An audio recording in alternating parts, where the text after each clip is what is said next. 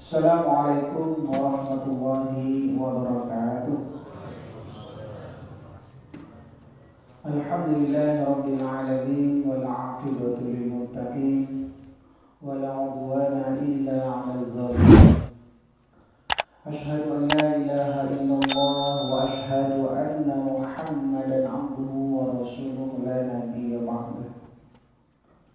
Radina billahi rabba wa bil islami dina wa bi sayyidina Muhammadin nabiyyan wa rasula wa bil Qur'ani imama amma ba'du. Bapak Ibu sedang dimasuk Masjid Muttaqin rahimahumullah.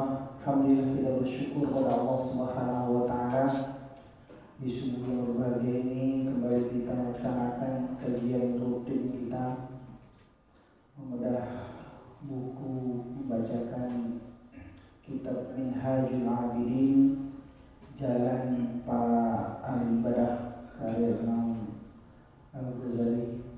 Mudah-mudahan buku ini tinggal sedikit lagi kami selesai kita bacaan dan kita review apa yang telah kita kaji dalam kitab ini. Wahai seorang hamba yang berjalan menuju Allah Subhanahu wa taala, dalam beramal ibadah ini ada langkah-langkahnya. Langkah yang pertama adalah ilmu dan makrifat kepada Allah. Langkah yang kedua adalah taubat. Langkah yang ketiga mengenal godaan-godaan. Ada 4 godaan: godaan dunia, godaan manusia, godaan syaitan, dan godaan hawa nafsu. Untuk mengatasi 4 godaan ini adalah menempuh jalan takwa, berusaha bertakwa kepada Allah SWT.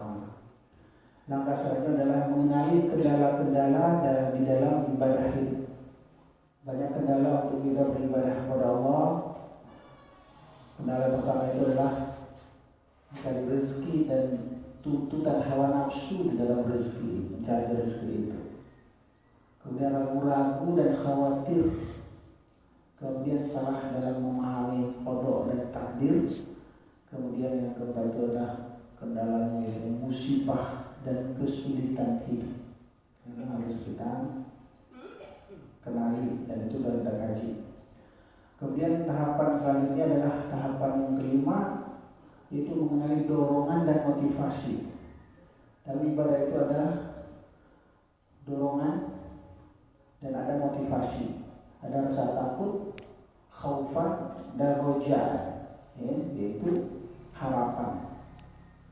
Kemudian yang ke-6 langkahnya adalah menghindari faktor-faktor perusak ibadah. Di sini ditekankan oleh Imam Ghazali adalah penyakit riya dan ujub. Ini akan merusak amal-amal ibadah kita tersebut. Kemudian yang terakhir adalah, ini kajian kita sekarang, yaitu pujian dan syukur. Kemarin kita sudah membahas tentang apa itu pujian, apa itu syukur, dan makna pujian dan makna syukur.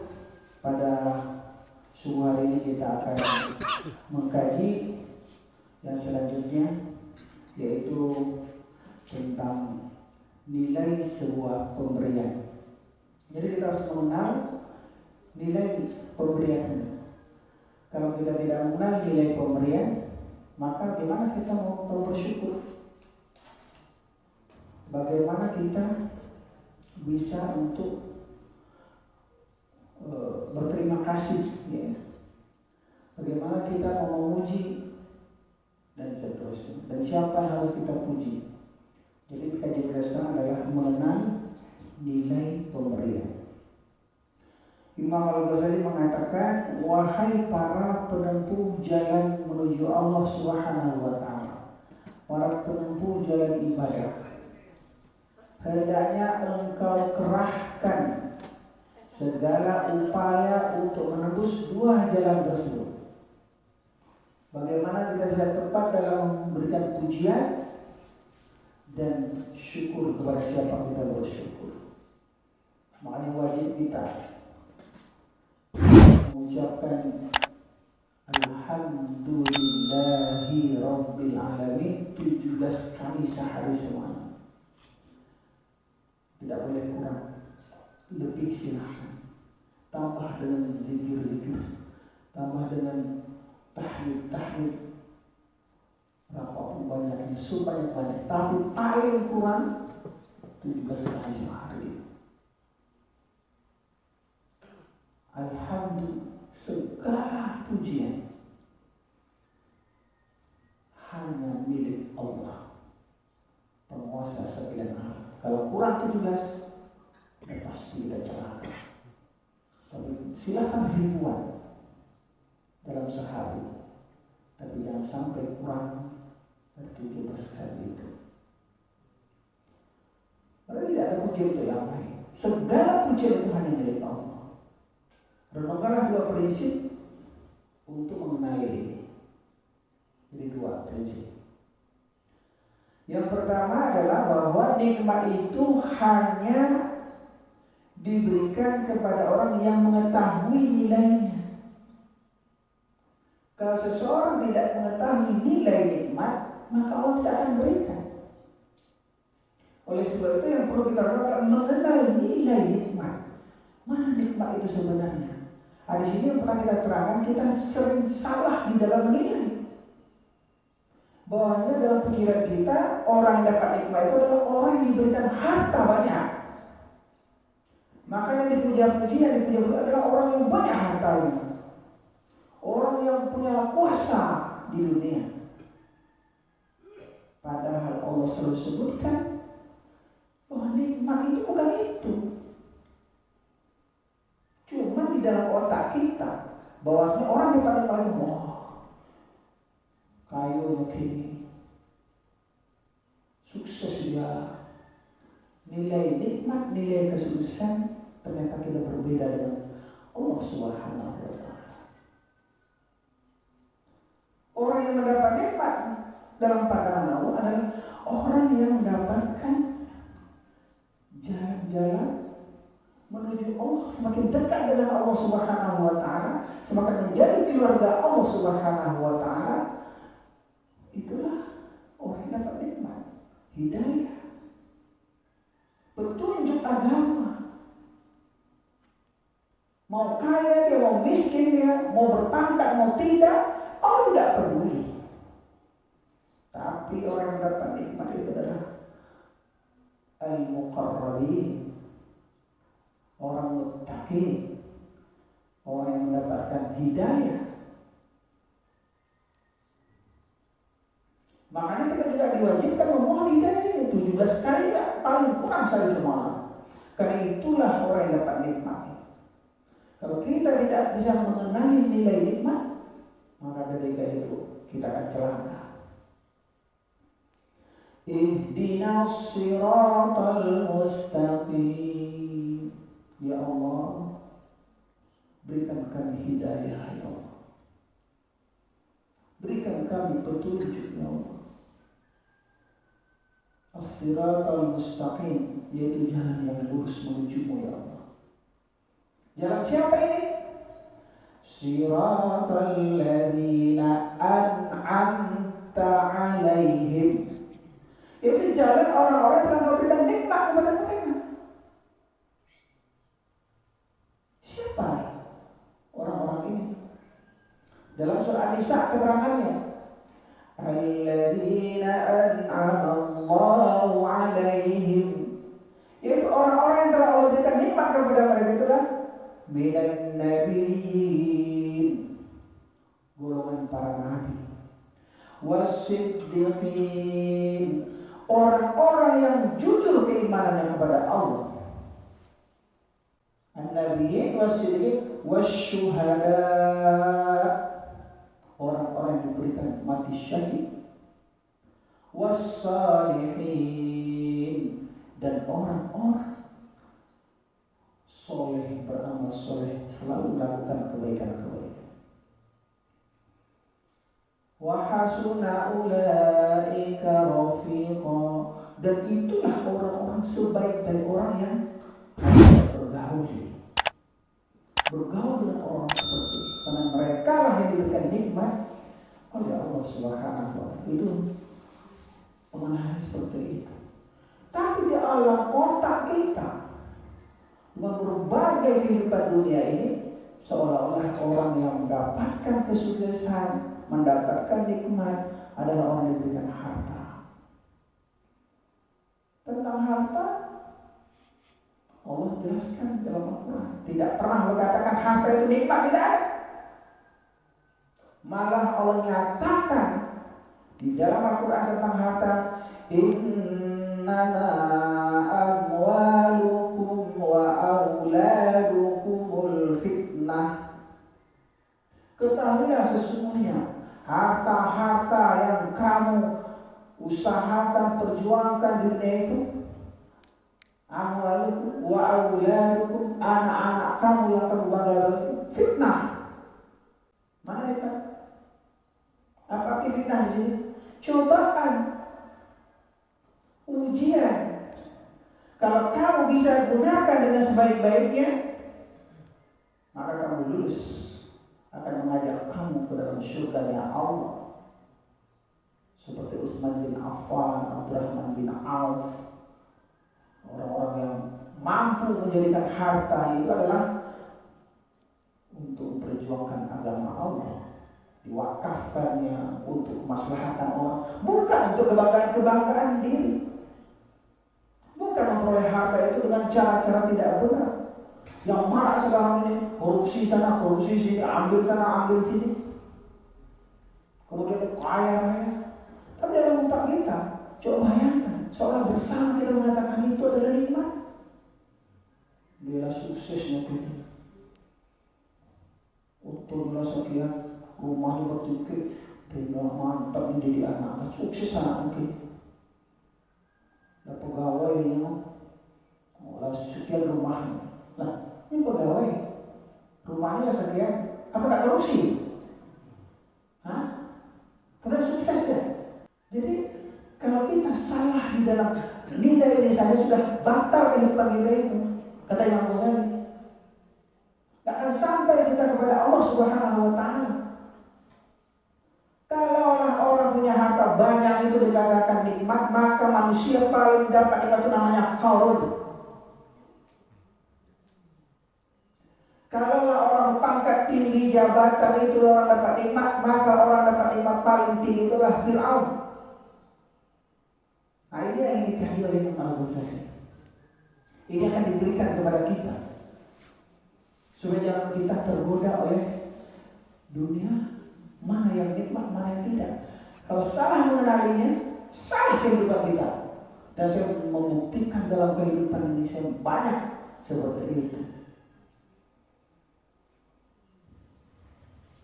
Ini sendiri disebutkan bahwa nikmat itu hanya diberikan oleh Allah pada orang yang mengetahui nilainya, yang kenal kepada nilai nikmat itu. Itu yang harus kita lakukan pertama sekali. Ini nikmat bukan? Mana dikatakan nikmat oleh Allah? Sebenarnya nikmat lagi yang disebutkan dalam Al-Quran eksplisit yang nyata-nyata, bersaudara, berukhuwah. Maka itu dilakukan oleh Rasulullah pertama sekali. Dipersaudarakan yang muhajirin di Mekah, dikuatkan persaudaraan mereka. Kemudian ada dua suku yang bertikai di Yasrib sebelum hijrah itu, namanya Aus dan Khazraj, yang beratus-ratus tahun bermusuhan, dipersaudarakan oleh Rasulullah. Dipersaudarakan Aus dan Khazraj, menjadilah mereka sebagai sahabat-sahabat Ansor. Muhajirin dan Ansor pun dipersaudarakan dua lagi. Maka sampai-sampai dalam Al-Quran disebutkan wadhkuru ni'matallahi 'alaikum. Ingat nikmat Allah kepada kalian. Il kuntum a'da'an fa'allafa baina qulubikum. Ketika dahulu kalian selalu bermusuhan, Allah satukan hati kalian. Fa asbahtum bi ni'matihi ikhwana. Menjadilah kalian dengan nikmat Allah menjadi bersaudara. Hai Aus dan Khazraj, kalian beratus tahun berperang. Allah datangkan Muhammad sallallahu alaihi wasallam dengan kedatangannya, diberinya hidayah, kalian menjadi bersaudara. nikmat. Nah, ini juga yang saya temui. Mengapa saya sekarang sangat aktif bikin sebuah lembaga kajian dan pelatihan ilmu mawaris, karena saya temukan banyak sekali orang-orang bersaudara berhenti bersaudara gara-gara harta warisan,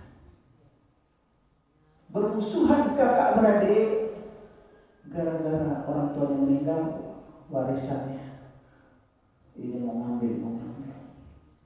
Ada masih dapat cerita lagi, saya pergi ke Sumatera Barat. Ada seseorang punya dapat jatah warisan pusaka lama. Ternyata di tanahnya itu yang dia dapat jatah itu ada mata air yang luar biasa. Mata air bening dan banyak, sehingga dapatlah disewa ya, oleh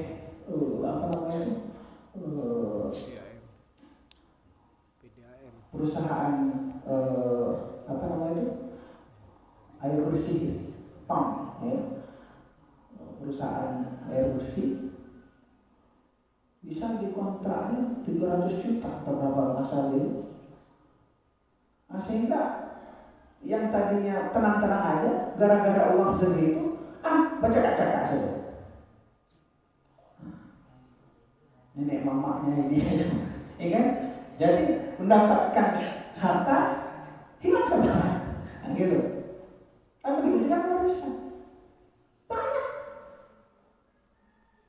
Oleh sebab itu kita tidak tahu nilai saudara itu di dalam pandangan Allah. Itu yang nikmat. Harta ini kadang-kadang jadi celaka. Tapi kita menganggap harta itu nikmat. Harta ini fitnah. Tidak sedikit orang mengambil fitnah harta, tinggalkan nikmat saudara.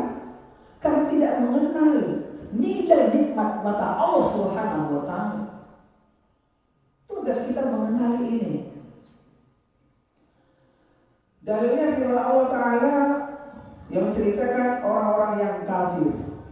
Nah, gimana orang kafir memandang mana nikmat? Nah, tidak. Ini pandangan Allah dalam surah Al-An'am ayat 53. Karena orang kafir ini pandangannya itu adalah orang-orang sukses, kaya, kan itu. Kafir-kafir Quraisy itu. Mereka itu adalah orang-orang hina, tak punya harta, tak kalangan kita. Kadang-kadang pola pikir kita ikut itu. Padahal dikecam oleh Allah Subhanahu wa Ta'ala dalam Al-Quran. Apa kata Allah? Ahaulai manallahu alaihim min bainina alaysa Allahu bi'a'lama bisyakirin. Orang-orang semacam ini di antara kita yang diberi anugerah oleh Allah kepada mereka. Kata siapa? Oh, dari Muhammad miskin, sahabat-sahabat, Bilal bin Rabah, Ammar bin Yasir, orang-orang budak-budak, orang-orang rendah-rendah, orang-orang kayak gini, yang dikasih anugerah itu. Nah, gitu lah. Model ngomongnya itu kayak gini. Ikut orang ini. Allah berfirman, tidakkah Allah lebih mengetahui tentang orang-orang yang bersyukur kepada-Nya? Tidakkah Allah mengetahui bila yang kalian angkat di sisi Allah itulah orang yang akan nikmat karena dipakai bersyukur. Orang-orang yang bodoh itu mengira, yang bodoh itu orang yang kayak tadi berpikir itu, bahwa nikmat yang besar dan anugerah yang mulia hanya diberikan kepada orang-orang yang memiliki harta berlimpah dan paling mulia kedudukan serta keturunannya. Hingga mereka mengatakan, mengapa orang-orang fakir itu yang diberi nikmat yang besar? Bukankah kita ini? Lalu mereka berkata sombong dan mengejek. Orang-orang semacam ini kalau di antara kita diberi anugerah oleh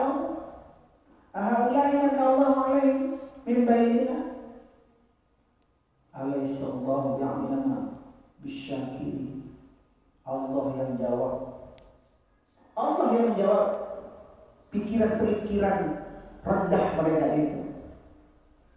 Alaihissallahu ya'lam bisyakir. Bukankah Allah yang lebih tahu terhadap siapa orang yang bersyukur? Apakah orang-orang kaya-kaya yang kayak begitu bersyukur? No.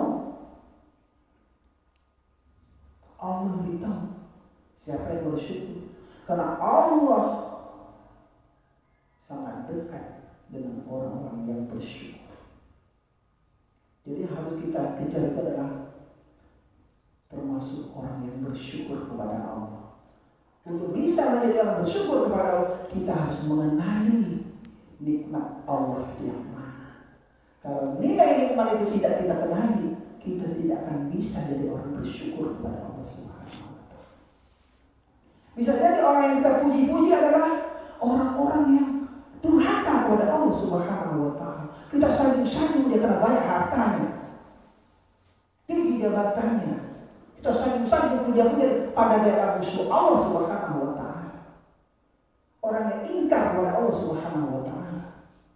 Tapi karena dia banyak harta, luar biasa puja-pujinya.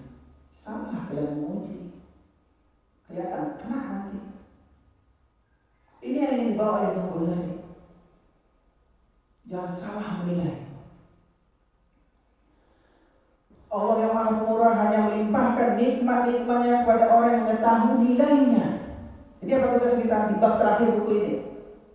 Kenallah nilai sebuah nikmat.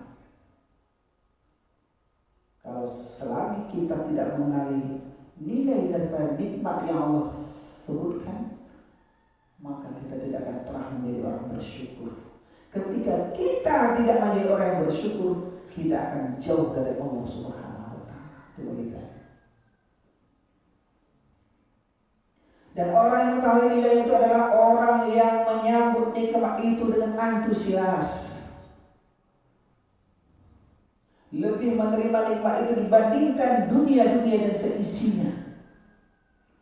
Kalaulah dunia dan seisinya disebut sebagai nikmat, Rasulullah pertama kali Rasulullah ini sudah ditawarkan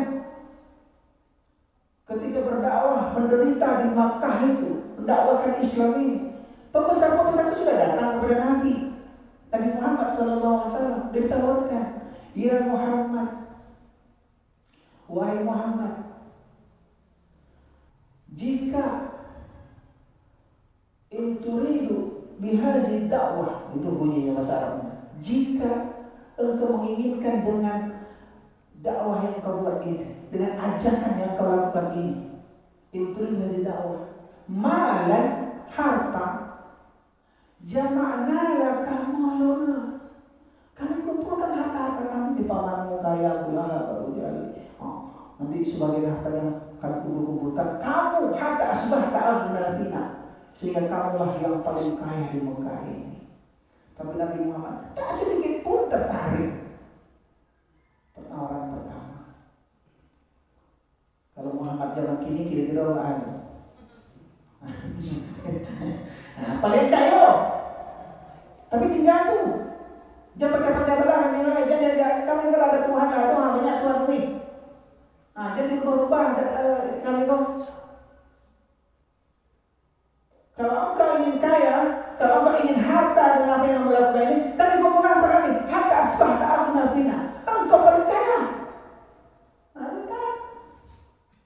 Kami orang biasanya orang kalau ditawarkan harta, tidak bisa berbagi. Ayo teman, bilo teman, bilo berapa harta tu, bilo. Datang penawaran kedua. Ya Muhammad, wahai Muhammad, in turidu bihadhihi da'wah jahat malakna fiha. Kalau engkau menginginkan dengan dakwahmu ini, dengan ajakan-ajakanmu ini, ingin mendapatkan kekuasaan, malakna fiha, kami angkat engkau jadi raja kami, engkau raja di Mekah. Tapi Nabi Muhammad pikir-pikir, Amun jadi raja, tapi lu menteri pendidikannya Abu Jahal, menteri dalam negerinya Abu Lahab, Menteri Keuangannya Abu Sufyan kan itu abu-abu saja ya. Tidak akan ada hidayah, Allah itu tidak akan ada. Orang lainnya akan tetap melakukan kekuasaannya, hanya simbol aja. Tak tertarik, hari orang itu jadi raja tak tahu. Karena Nabi Muhammad tahu nilai nikmat hidayah Islam ini. Biarpun aku mati memperjuangkannya, berdarah-darah, miskin aku tak apa-apa, tapi ini nilainya. Nah, itu maksudnya. Akhirnya tawaran yang ketiga, itu tawaran yang mana?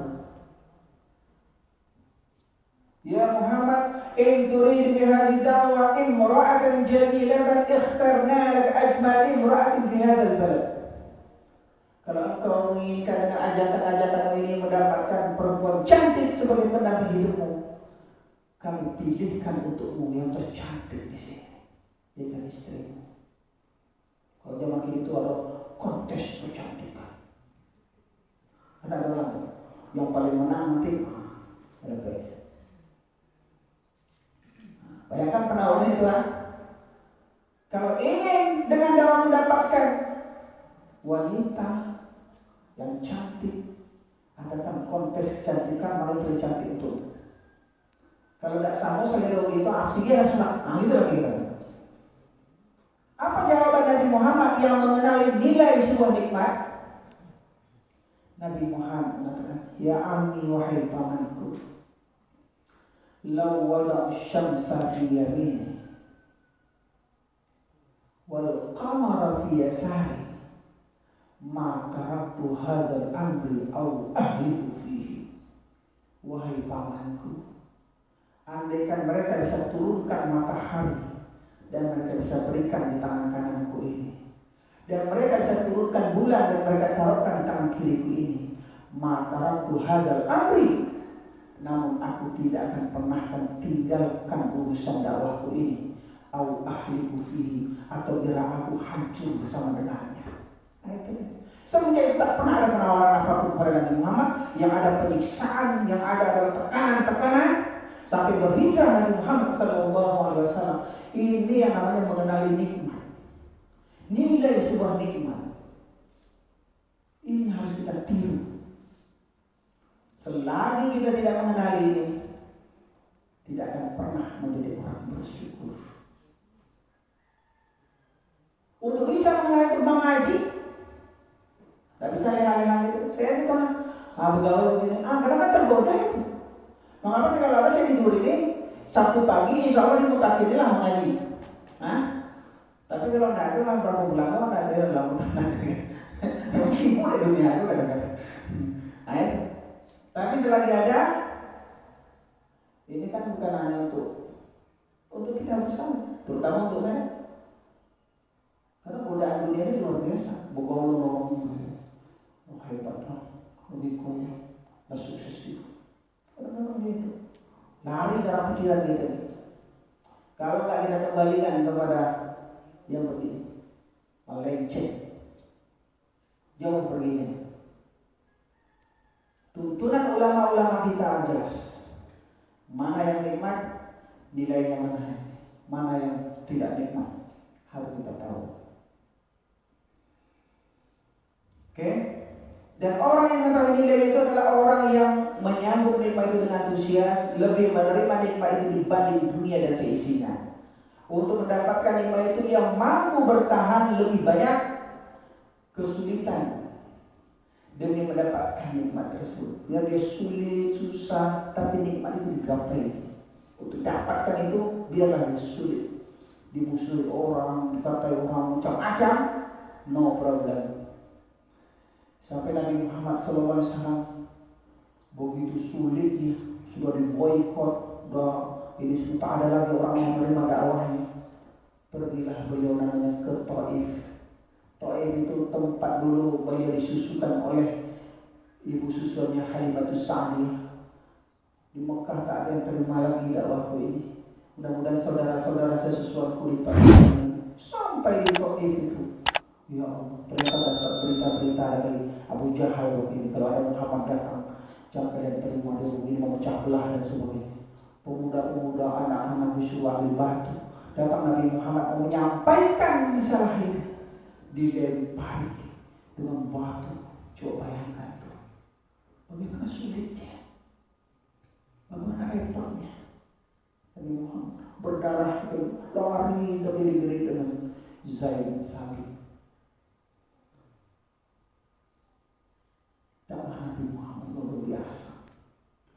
Adakah Nabi Muhammad SAW kemudian berhenti dengan dilempari? Tidak. Malah dia berdoa kepada Allah Subhanahu wa Ta'ala. Ya Allah, Allahumma ilaika ashku dha'fa quwwati. Kepadamu ya Allah aku serahkan tentang bagaimana lemahnya kekuatanku ini. Ya Allah, asalkan kepada siapakah ilaman takiluni, kepada siapakah diriku ini akan kau serahkan. Bila aduin halatan, apakah kepada musuh yang akan menghancurkanku, atau ke tempat jauh yang akan membuat aku terpencil. In lam takunu ghadabun alayya fala ubali. Asalkan engkau tidak murka dan tidak marah kepadaku ya Allah, aku tidak peduli. Doa Nabi setelah dilempari dari Taif itu luar biasa. Mau terpencil, mau dirobek-robek musuh, mau dilempar-lemparnya, asalkan engkau tidak marah kepadaku, aku tidak peduli. Mengenal sebuah nilai. Ditawarkan harta, ditawarkan jabatan, ditawarkan wanita, tidak bisa. Dilempari, diusir, disiksa, tapi nilai nikmat dikenali oleh Nabi. Ketika kita tidak mau mengenali nikmat itu, ini problem. Nah, itu tadi disebutkan tadi. Kita untuk mendapatkan itu adalah menghadapi kesulitan-kesulitan. Dan alhamdulillah kesulitan kita sekarang ini tidak sebesar kesulitan Nabi-Nabi itu. Nabi Zakaria sampai dibelah itu. Nabi Yunus sampai masuk perut ikan. Nabi Isa dikejar-kejar sampai dibunuh. Nabi Muhammad dilempar-lempar. Nabi Ibrahim sampai dibakar. Mana ada sebesar itu penderitaan kita? Cuma kita mendekatilah keyakinan-keyakinan mereka itu. Karena mereka ini orang dapat nikmat milan Nabi ini. Kekayaan tidak menjadi penentu di mata Allah. Begitu pula dengan kedudukan manusia di dunia dan darah keturunannya. Akan tetapi kalian mengira bahwa nikmat Allah berbentuk kenikmatan duniawi seperti kekayaan, kedudukan terhormat, keturunan dan kemuliaan keturunan, nasab-nasab itu bukan agama atau ilmu yang kalian sangka nikmat itu. Bukan kebenaran serta pengetahuan tentang Allah. Kalian hanya mengagung-agungkan hal-hal duniawi itu dan membangga-banggakannya. Apakah itu sekarang? Semua ini disebabkan karena kalian terlalu memandang rendah pengertian nikmat yang sesungguhnya. Karena kalian terlalu rendah, memandang rendah nikmat yang besar. Karena kita tidak mengenalinya. Saya kasih contoh. Kalau ada sapi, kalau bahasa orang Jawi, awalnya yang rumput sekaruang, rumput sekaruang. Yang cek ameh 2 kilo. Kira-kira sapi itu ada dia. Rumput sekaruang kan? Bukan ameh 2 kilo kan? Mengapa sapi itu begitu? Karena dia tidak paham nilai nikmat. Tak apa malah tidak bisa makan dari sini. Padahal kalau dia ambil emas ni, orang-orang kan bisa disuruh cari bakar taruang sepanjang hari itu. Kalau cari 10 taruang. Tapi yang ditinggali sapi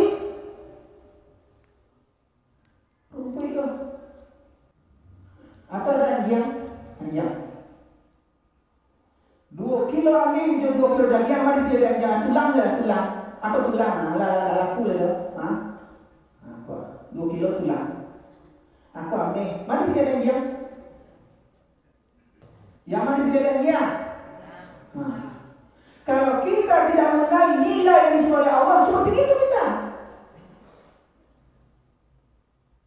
Mengapa di bab terakhir ini penekanannya?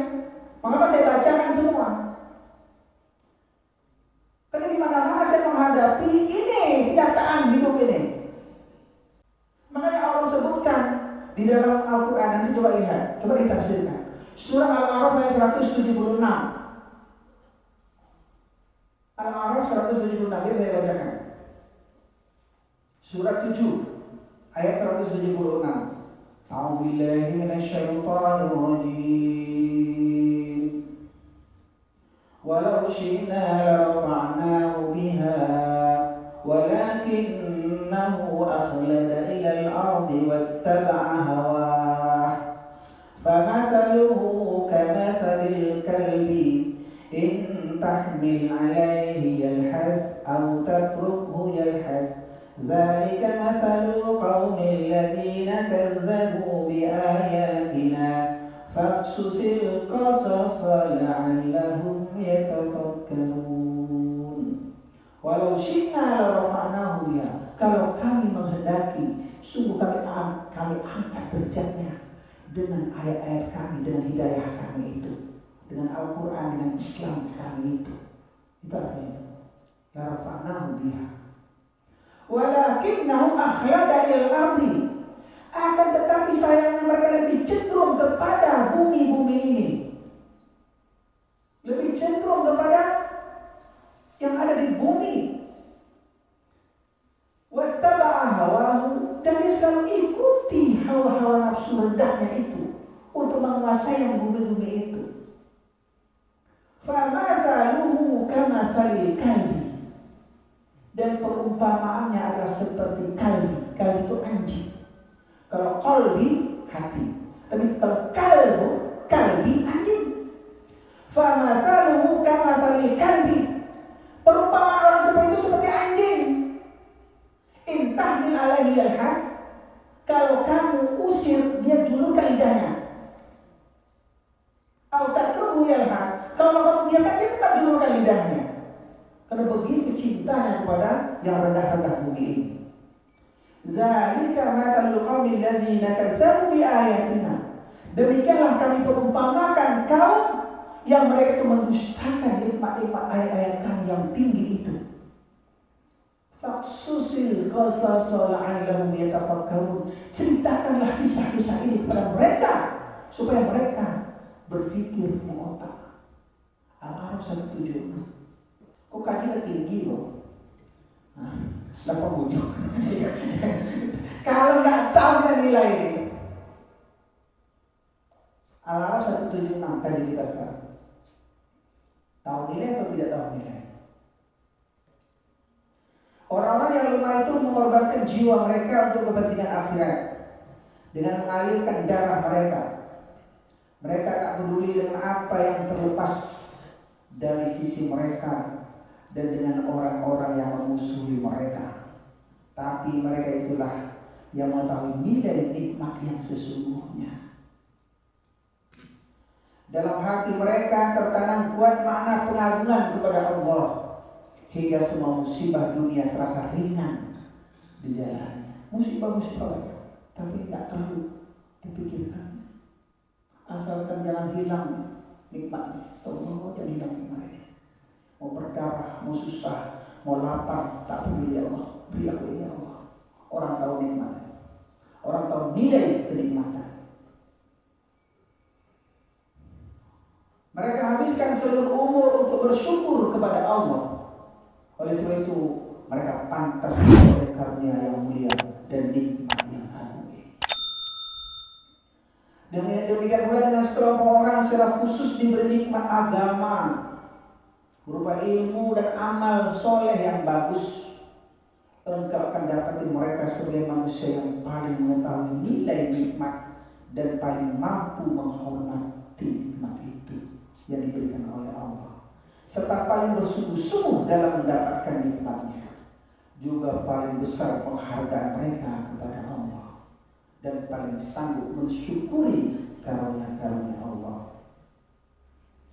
Sedangkan orang-orang dihalangi oleh Allah dari hal tersebut, dari hal apa? Dari hal nikmat. Itu lantaran kurangnya sambutan mereka dan pengagungan mereka terhadap hak-haknya Allah untuk bersyukur kepada Allah. Kurang antusias. Diberikan umpamanya suatu amalan raka'ataini qabla al-fajr umpamanya.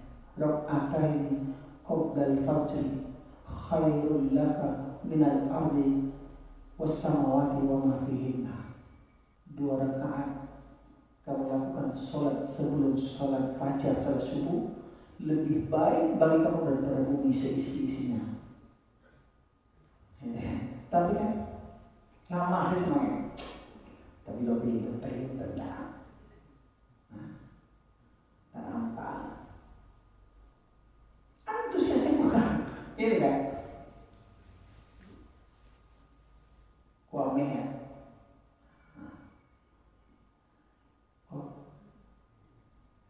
Tulang. Anak dalam pikirannya ya tulang ya. Pamer. Tidak ada. Maka tidak bisa. Pamer lah. Tidak sama nama. Tidak tahu ya kan. Padahal yang dia ambil masalah se-RT RW bisa diperintah-perintah orang. Tapi dia tidak tahu nilainya. Intinya apa? Jangan kita seperti itu. Tidakkah engkau lihat seorang ahli fikih yang berhasil memecahkan satu masalah hukum yang awalnya sama baginya? Ahli fikih, kok hukumnya baru? Dicari buku, lalu mencari pemecahan itu. Kemudian dia mengajarkan hal itu pada orang lain, dia akan merasa sangat lega hatinya atas keberhasilannya itu. Bisa dia memecahkan permasalahan. Umat butuh apa hukumnya pokok? Dicari, dapat dia. Dalil-dalil begini kuat. Itu membahagia, itu luar biasa. Walaupun tak ada harta.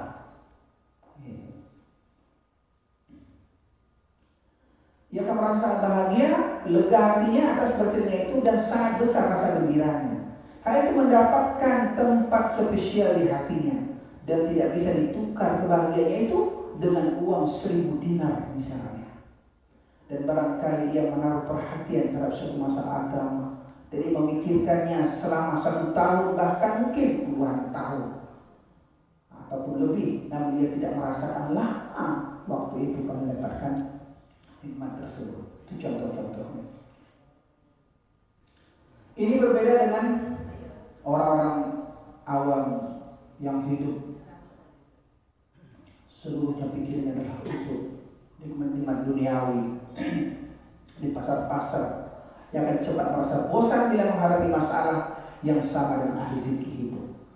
Pokoknya orang ahli fikih tadi cari sana cari sini, buku sana buku ke sini. Tapi juga dia ada masalah itu orang-orang awam. Pakai apa ini? Ada bedanya gitu. Barang intinya, kan gitu. Apa maksudnya? Takkan itu kalau Jawa Arab. Apa yang kita dapatkan? Seperti itu. Jadi memang berbeda nilai. Begitunya ahli ibadah. Bagi orang itu capek-capek aja sholat duha, sholat ini, sholat itu, ini dan sebagainya. Kan dia tidak tahu nilainya. Bagi dia nilai itu duit aja. Barang fikih itu, barang ilmu itu. Itu tidak cocok cara pemikiran kita. Lain halnya dengan seorang ahli ibadah yang takut kepada Allah. Dia habiskan umurnya dengan melakukan mujahadah keras dan berlatih spiritual secara kontinu. Ia hentikan nafsunya dari pemuasan nafsu seksual. Ia laksanakan sholat dengan penuh sikap khusyuk. Ia berdoa kepada Allah dengan merendahkan diri dan meneteskan air mata. Sampai sholat itu bisa meneteskan air mata karena takutnya kepada Allah. dengan harapan Allah memberinya rezeki berupa kesempatan bermunajat kepadanya dengan bersih, serta merasakan manisnya berdekatan dengan Allah. Halawatul qurba minallah, halawatul iman, manisnya rasa iman, manisnya rasa bermunajat, manisnya rasa berdoa. Bisa kita meneteskan air mata karena dekatnya kita dengan Allah. Itu tidak bisa dengan 1000 dinar, tidak bisa dengan sebuah rumah, tidak bisa. Orang banyak harta begitu, untuk bisa mendapatkan nikmat itu kadang-kadang dia tidak dapat, gersang hatinya, susah selalu.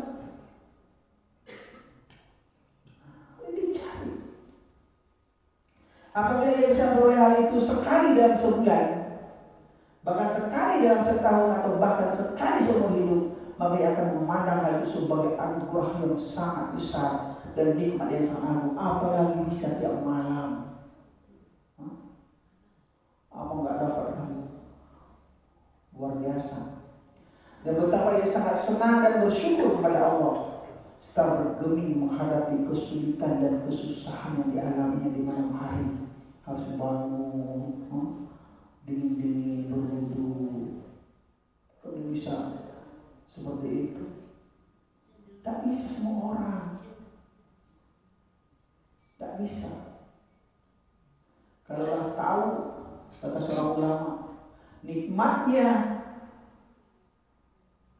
berdiri di malam hari, bermunajat sampai bisa menangis kepada Allah Subhanahu wa Ta'ala. Raja-raja itu kalau tahu dia, itu pun akan dirampas juga dari kami. Tapi untuk orang yang tahu seperti itu, kalau tak diambil dia juga. Tapi itu nikmat yang besar. Sampai yang meninggalkan berbagai bentuk kelezatan dunia, termasuk tidur itu sendiri. Berlawanan dengan orang soleh di atas, ada juga jenis manusia yang tidak punya keinginan untuk berjalan di jalan Allah ini. Ia tidak siap untuk meninggalkan bahkan satu jenis makanan pun. Gosip-gosip tak berguna, tidur malamnya untuk menegakkan ibadah dan ketaatan. Dia merasa sangat senang memperoleh uang banyak. Wajah amalan wa'adadah, kumpul hitung-hitung, kumpul hitung-hitung. Jama' amalan wa'adadah, apa itu? Kumpul harta hitung-hitung. Mati. Kumpul apa itu? Tak merasakan nikmat ibadah. Tak begitu. Sholat tidak, ini tidak, anu tidak. Stroke. Kalau stroke kita gara-gara sholat, patah hati kita gara-gara kita ke masjid. Begitu. Itu nilai. Begitulah sang penguasa dari semua penguasa Allah mempercayakan tugas yang berbeda-beda pada kelompok-kelompok orang yang berlainan, dan hanya dia sendiri yang mengetahui rahasia pembagian tugas seperti itu. Sejauh ini kami telah memberi penjelasan tentang ayat tersebut di atas. Anda harus merenungkan poin-poin yang terkandung dalam penjelasan ini dan catatlah dalam hidupmu. Bila mana engkau ingin memperoleh beberapa kebaikan, tak ada yang bisa mencegah keinginanmu itu kecuali nafsu sendiri. Yang mencegah kita mendapatkan nikmat kebaikan hanya nafsu kita. Kalau kita tidak bisa mengalahkan nafsu kita, maka kita tidak akan dapat nikmat yang besar menurut Allah itu. Maka curahkanlah segenap usahamu untuk mengetahui nilai nikmat Allah tersebut dan menghargainya dengan sebenar-benarnya penghargaan, sehingga engkau menjadi pantas mendapatkannya, menjadi orang yang berhak untuk mendapatkan nilai nikmat yang besar dari Allah itu. Kemudian kau diberi anugerah lagi berupa kekalnya kenikmatan yang engkau peroleh sebelumnya. Sesungguhnya Dia Maha mengetahui, Maha mengasihi, lagi Maha penyayang. Kenapa kuda itu baru yang pertama, besok kita sampai.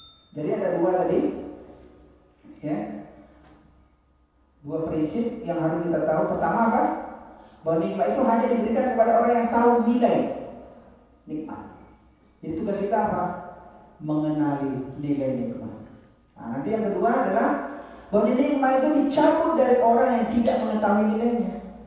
Jadi ketika tidak tahu, sehingga nikmat yang diberikan tadi dicabut oleh Allah Subhanahu wa Ta'ala. Kalau di sini dikasih contoh dan diberikan oleh seorang raja, kamu nih tinggal dekat dengan aku ya. Pokoknya di kerajaan ini suka kamu lah. Ini kemewahannya, begini gitu. Buah-buahan ambil semua. Tapi dia nggak mengenali terus. Apa ini bawa? Apa sebut orang-orang apa tadi? Ya kan? Ambil tulang, ikon. Terpengaruh lagi di situ. Lupa dia kepada sang raja tadi. Lah abainya, perintah-perintahnya nggak lagi dia apa? Karena sudah ada itu betul sama aja. Gitulah kira-kira. Nikmat Allah cabut dari orang tidak mengenalinya. Asal tidak akan berikan.